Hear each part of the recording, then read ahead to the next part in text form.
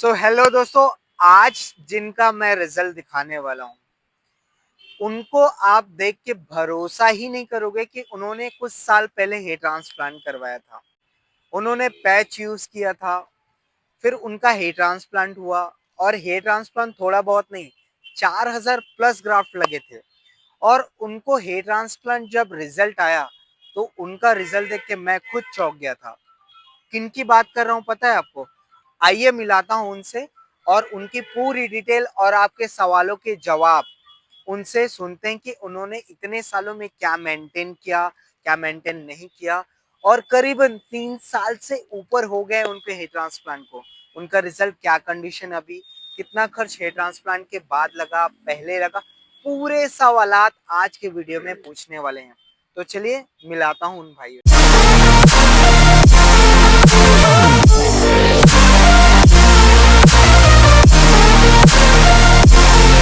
तो हे दोस्तों, आज है हमारे साथ कमल भैया। कमल भैया, welcome to hair transplant India.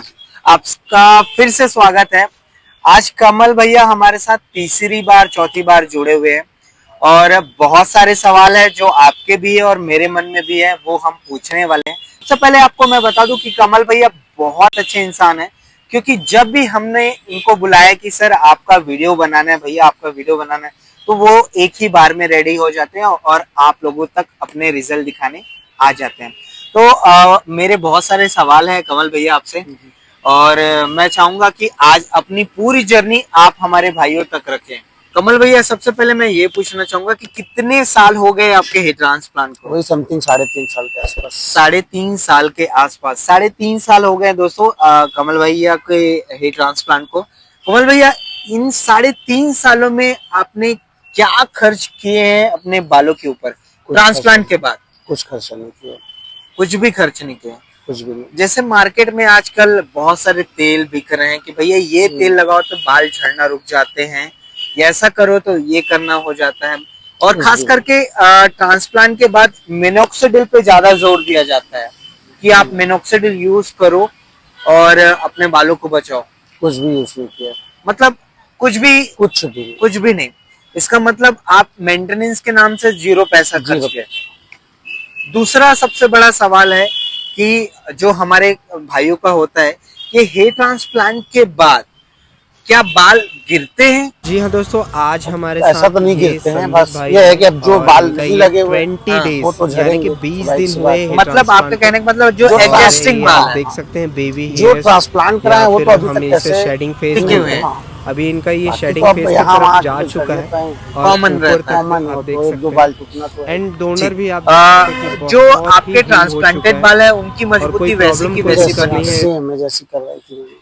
Hair transplant को लेकर बहुत सारे दिमाग में बात चलते रहते हैं, डर होता है कि भाई कैसे करवाएं हेयर ट्रांसप्लांट और किस तरीके से हम क्लिनिक वालों को कांटेक्ट किया। आपका एक छोटा सा बता दीजिए कि किस तरीके से आपने डेट बुक करवाया था और कैसे ट्रांसप्लांट करवाया था। मैंने ऑनलाइन वीडियो देखा था पहले आपका। जी जी। फिर आपसे संपर्क किया था मैसेज में। जी। फिर आप ही ने ही बुक कराया था मैंने नहीं किया था। जी जी। मैंने जो बुकिंग करवाया था क्लिनिक के नंबर पे कॉल करके, और इनका हेयर ट्रांसप्लांट करवाया था आज से 3.5 साल पहले। कंडीशन की बात करें तो सामने आपके हैं। इनकी कंडीशन पूरी तरीके से सर पे बाल बचे नहीं थे, सामने से पूरा खाली हो चुका था। और काफी तरीकों से इन्होंने अलग अलग क्लिनिक में पता किया था, बहुत सारे मेडिसिन भी ट्राई किए थे, लेकिन उनसे कोई रिजल्ट नहीं मिला था। क्योंकि मैं आपको बताना चाहूंगा, ये पैच भी लगा चुके। कमल भैया, आप पैच भी लगा चुके हो, जिसे 3 हम महीना यूज किया था। जी नकली बाल बोला जाता है।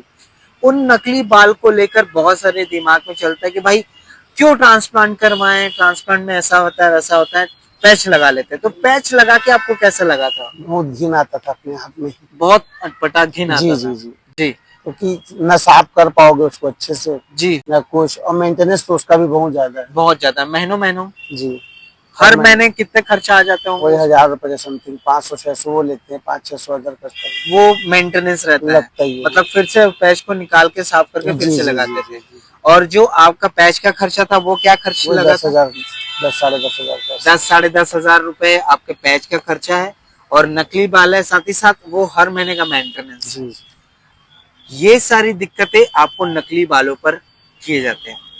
दूसरी बात जो हमेशा लोगों के दिमाग में रहता है कि ट्रांसप्लांट करवाना चाहिए कि नहीं करवाना चाहिए, कराना पर्सनल चाहिए। अपना ओपिनियन आप बताएंगे मुझे। अगर बाल चाहिए तो कराना चाहिए। बाल चाहिए तो करवाना चाहिए। जी।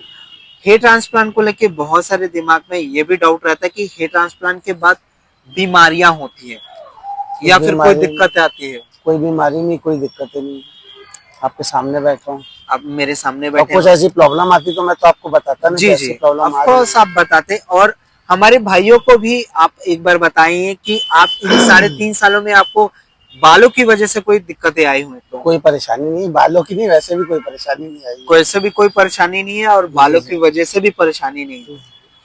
एक और सवाल जो हमारे भाइयों का होता है कि हेयर ट्रांसप्लांट के बाद क्या हम अपने बालों को उतरवा सकते हैं जी या गंजा हो सकते हैं? बिल्कुल, मैं 2 बार हुआ हूँ। जी, भाई साहब 2 बार गंजे हो चुके हैं।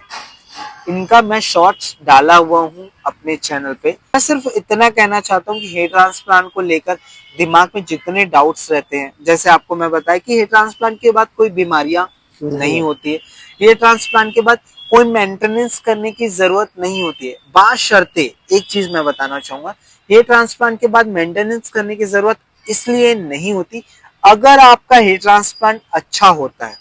जी जी, ये अच्छी मोस्ट जगह इम्पोर्टेंट, से। जी हाँ, ये मोस्ट इम्पोर्टेंट है कि एक अच्छी क्लिनिक से हेयर ट्रांसप्लांट होता है और एक हाई डेंसिटी के साथ, क्योंकि हमारे कमल भैया का बहुत ही अच्छी तरीके से हेयर ट्रांसप्लांट हुआ था।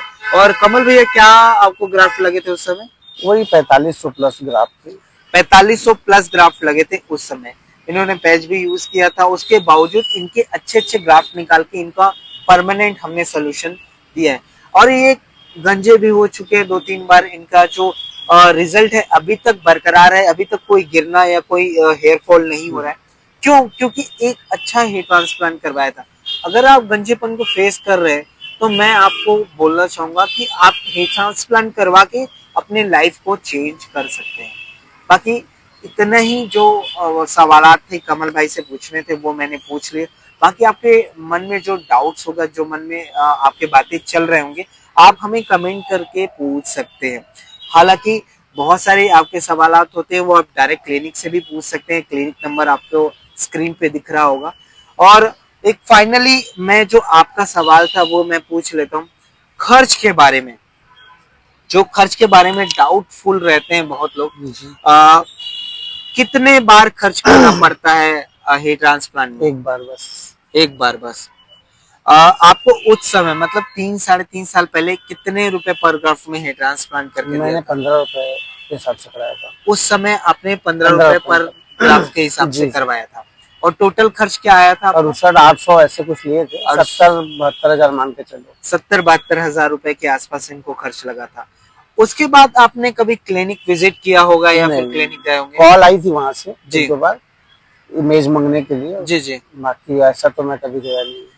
मतलब कहने का मतलब ये है कि अगर आप एक बार हेयर ट्रांसप्लांट करवाते हैं तो आपको बार बार जाने की जरूरत नहीं है और एक बार में आपका परमानेंट सोल्यूशन मिल सकता है। और अगर अभी रिसेंट वहां की प्राइस देखा जाए तो 19 रुपए पर ग्राफ के हिसाब से अभी उनकी कॉस्टिंग है। 3.5 साल पहले भैया ने करवाया था और इनके रिजल्ट अभी तक बने हुए हैं। प्राइसिंग को मत देखिए, मैं बोलूंगा रिजल्ट देखिए। रिजल्ट रिजल्ट देखिए कमल भाई, रिजल्ट पर्सनली आपको कैसा लगता है अपना, मुझे तो अच्छा लगता है। जो पहले आप फेस करते थे जी नकली जी बालों पे, और अभी कितना ज्यादा आपको कॉन्फिडेंस और फर्क नजर आता पूरा है? पूरा नॉर्मल है अभी। अभी मैं किसी को बताता ही नहीं कि ट्रांसप्लांट कराया है। कोई बता ही नहीं पाता होगा जी मेरे हिसाब से। जी मुझे तो जो भी देखते हैं आपको देख के नॉर्मली वो जी ट्रीट जी करते जी। होंगे, किसी को पता ही नहीं चलता होगा। नहीं। दोस्तों, उम्मीद करता हूँ ये जो हमारी वार्तालाप है, जो हमारे भाई की बातें हैं, कमल भैया की बातें हैं, वो आप लोगों ने सुना होगा और समझा होगा और चीजों को समझ के आपकी जो भी डाउट है वो क्लियर हुआ होगा। आइए इनके रिजल्ट दिखा देता हूँ आपको, छाव में भी रिजल्ट दिखा देता हूँ, कंघी करके रिजल्ट दिखा देता हूँ, इनके मैं धूप में भी रिजल्ट दिखा देता हूँ। क्योंकि लोगों को लगता है ना कि धूप में हमारे बाल ये दिख रहे हैं वो दिख रहे हैं, तो ये तीनों रिजल्ट मैं आपको दिखा देता हूँ अच्छी तरीके से। आइए देख लेते हैं।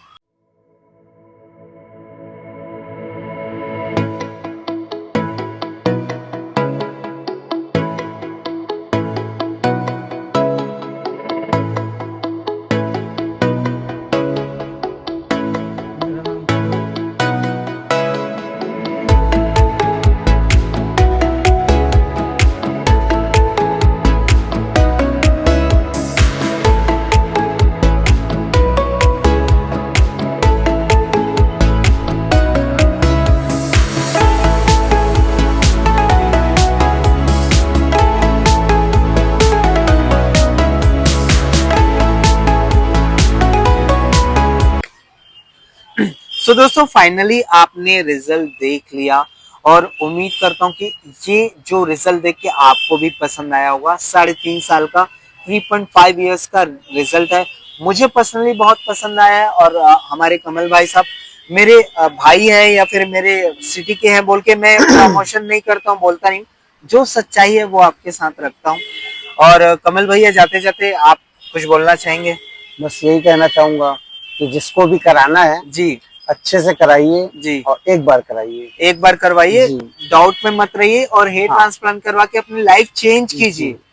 बाकी जो भी डाउट लगता है बिल्कुल हमें आप कांटेक्ट कर सकते हैं। इस वीडियो को लाइक करके, इस वीडियो को सब्सक्राइब करके हमें बताइए कि आपको ये वीडियो कैसा लगा। बाकी आपको इंस्टाग्राम, फेसबुक पर भी मैं आपको मिल जाऊंगा हेयर ट्रांसप्लांट इंडिया के नाम से। बाकी जो भी डाउट है हमेशा आपके क्लियर करेंगे। मिलेंगे नेक्स्ट वीडियो में एक नई जानकारी के साथ और एक नए भाई के साथ। Thank you so much.